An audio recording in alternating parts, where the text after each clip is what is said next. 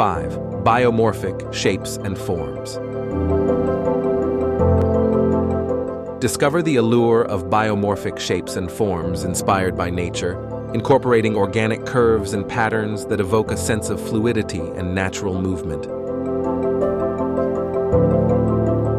6.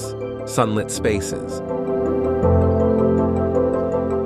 Maximize natural light to create sunlit spaces, allowing the warmth and brightness of sunlight to permeate interiors and enhance the connection to the outdoors. 7. Indoor-outdoor flow. Design spaces with seamless indoor-outdoor flow, using large windows, glass doors, and transitional elements to blur the boundaries between interior and exterior environments.